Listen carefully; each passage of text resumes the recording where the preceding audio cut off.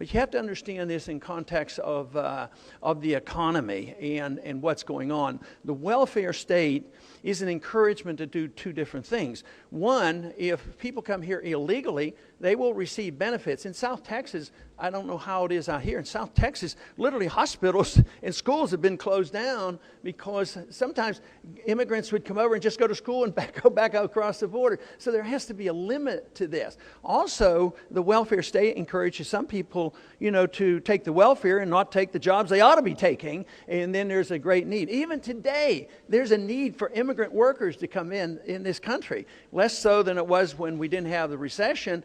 But one of our problems is we don't train our people in this country well enough. Some of the necessary talents have not been provided, and companies actually leave this country to go looking for workers that are better trained. So that is part of our problem as well. But the immigration problem is serious because there's so much emotion attached to it. And as one who believes in individual liberty and the American spirit and the American dream, the one thing that I have resisted and condemned and think it is not the American way, I just do not believe that barbed wire fences and guns on our border will solve any of our problems.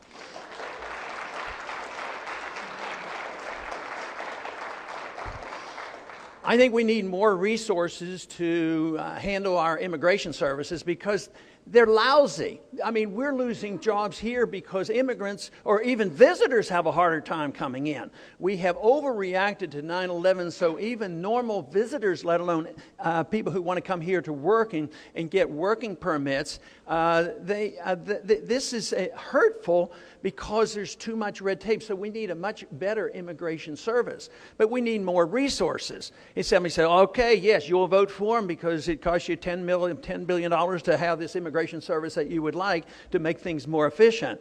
And I won't vote for extra money.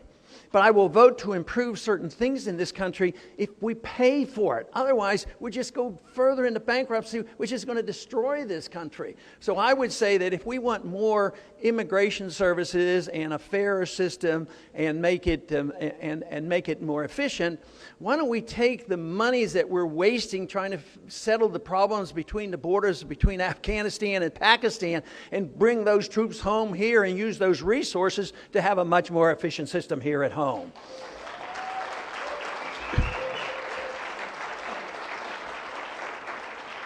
But there's been a lot of proposals, and some by even other candidates in the race that have proposed that what we need are more identification. We need more cards and we need more papers to find out who the illegals are and what they can do and having something like the real ID card or a variation of that. I've opposed this all the time because I don't want to live in a country where we have to have our papers to go about and go from one state to another or buy something or get a job. Even today, everything's being registered in Washington. I don't want that. I want individuals to be given the benefit of the doubt, because you say, well, this is only for the illegals. But that's a bunch of baloney. I mean, how do you do it? How do you sort out illegals from legals? I mean, just to look at somebody and say, oh, you're legal, but you're not legal? Unless you put the papers and identifications on everybody. And then if you say, well, we'll just do it on Hispanic because most of the illegals are Hispanic, so we'll just put the paper, the ID cards on Hispanics.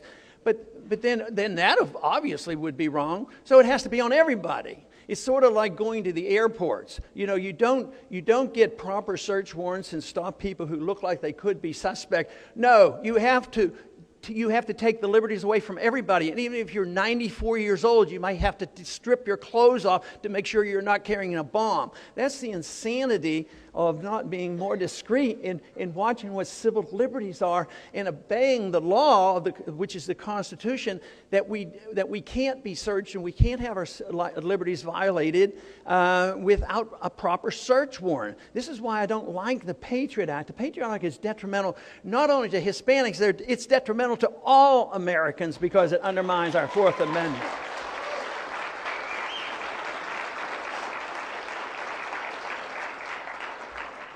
Now, I have written a recent book. It's probably about a year old now. It's called Liberty Defined. And one chapter in Liberty Defined, it does go over the immigration issue in detail.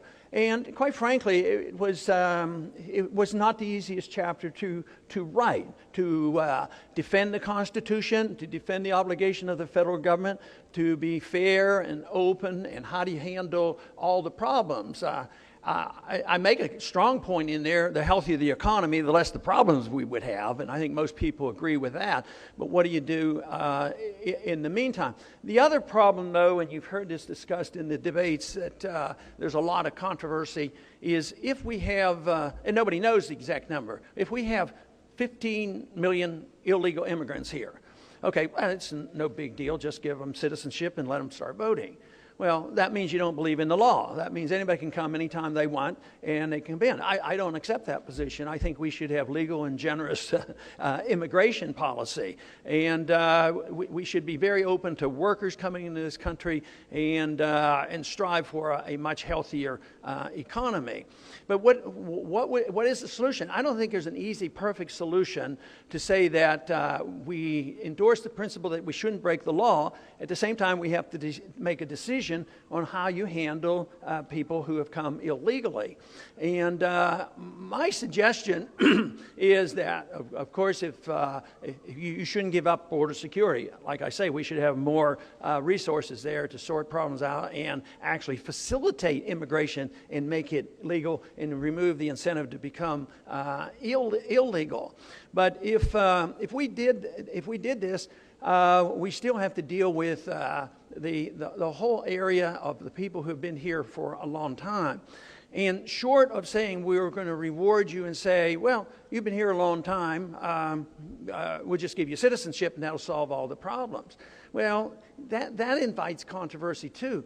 But the other answer, we're going to ship everybody home. Well, first thing is that's impossible. And I don't think it makes any sense that we'd need all the resources of all the military to come around. And then what are you going to do if you find somebody that's been here most of their lives? I mean, I've dealt with these cases in Texas, and I've seen the children, accidentally being born on the wrong border, but raised here and probably spoke a lot better English than they did Spanish. And they said, well, they have to go back to Mexico. Well, that makes no sense at all to do that. But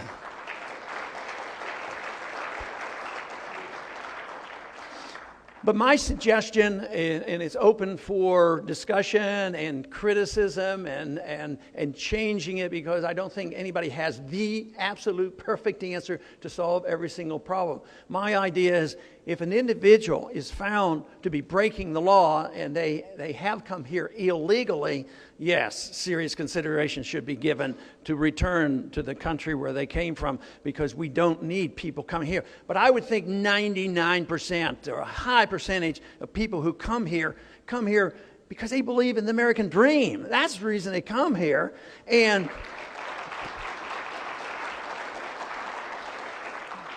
And also, I believe most immigrants come here with a very healthy work ethic. Remember the old days when the work ethic was the American way? But today we have a work ethic that so often is expressed by those individuals who are just begging and pleading for a chance. So under those circumstances, we have to be very open to that and realize that. But then again, my suggestion was something like this: that in order to clarify it, if people have been here so many years, if they've been here and they don't qualify but for being rounded up and sent back to their country of origin, to get them a work card and maybe even put an asterisk on it, and say, well, give them a green card, let them be workers here, and work it out. Somebody suggested one time, and I thought it wasn't too unreasonable. It might be a little bit strong for a few people, but they said, well, why don't we solve the problem of how long they should be here before they can start voting the same length of time as we who have been born in this country. It takes us 18 years before we can vote, and it isn't like you come over one day, I'm illegal, and you're recognizing you can start voting. I don't think too many people endorse that because you're rewarding the wrong thing. But we really have to facilitate the immigration services to make sure that we're more generous in allowing people to come in. And of course, there's still the element of competition in labor and what the labor costs will be and these sorts of things. But believe me, the free market sorts a lot of that out. Sometimes in this country, when you have very powerful forces, sometimes labor prices are way too high. And sometimes that happens, and they destroy our businesses. Why do the companies up in the Midwest? I lived in Pittsburgh, and they had strong union wages, and the price of labor was 3 or 4 times the wage of the average worker. They went out of business. You say, well, we really believe in helping people. Well, sure. It'd be great if you could make the wage 3 or 4 or 5 times the market. It might work for a while, but after a while, they don't have jobs. And so therefore, there is competition in labor. It should be a healthy competition to keep prices down.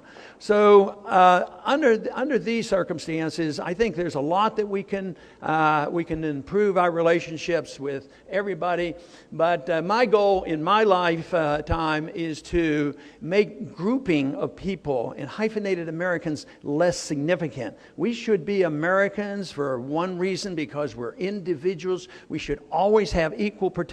We should receive no punishment because we belong to a group, and we shouldn't expect special privileges. The privileges that we want, as no matter what group we belong to, is that we wanted to be treated with dignity and equality and the rules of law, and we want to be rewarded by the fruits of our labor, and we want to enhance this idea of the work ethic and be able to keep the fruits of our labor. And that should be universal. That shouldn't be one group versus another group. So freedom, I am convinced, brings people together, because it brings us together because we want our freedom, not because we want to tell other people what to do. And that is the goal that we have. That is the goal, actually, what America was about at one time. I think we've drifted a long way. We have a government of special interest now. They run things. Middle class is shrinking. And when you destroy a currency, when you don't have a gold standard, when you inflate and devalue a currency, there is a transfer of wealth from the middle class to the very wealthy. And this is what's happening. Not only do they get a transfer when you're undermining the value of the currency, when they get into trouble, guess what? They get the bailouts, and the middle class gets the bad debt. They lose the jobs, and they lose their houses. So that is the system that really is inequitable. It's a system that is biased toward the powerful special interest.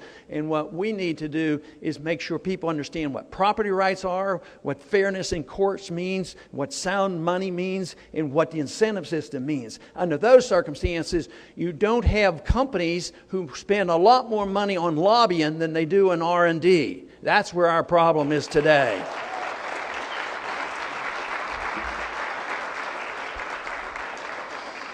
But I want to thank you for coming out this morning, and thank you for your attention.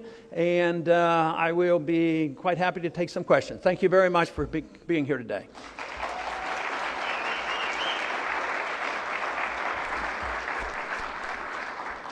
Okay, if we don't have a mic, we do have a mic, it looks like. So I want to make sure I hear the questions. Okay, Dr. Paul, I love everything you say. I mean, it's unbelievable. Mike, closer to the mic. Okay, and thank you for being here.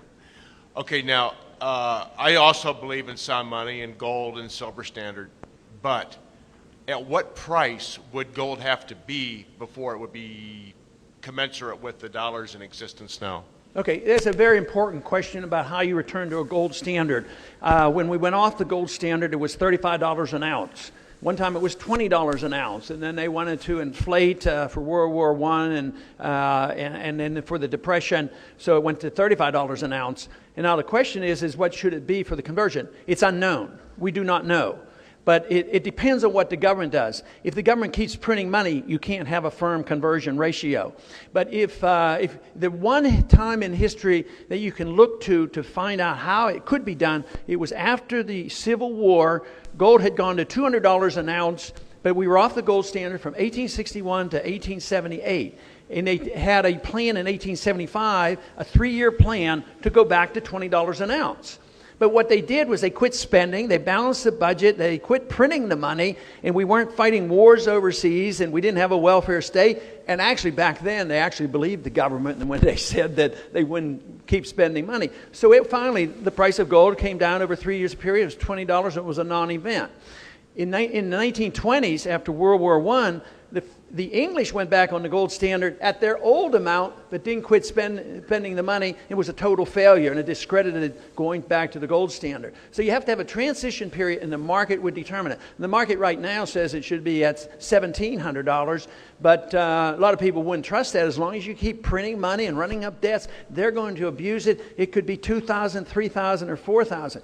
My answer to that is, if you can't get the conversion rather quickly, just legalize your right to use sound money, in parallel to paper money.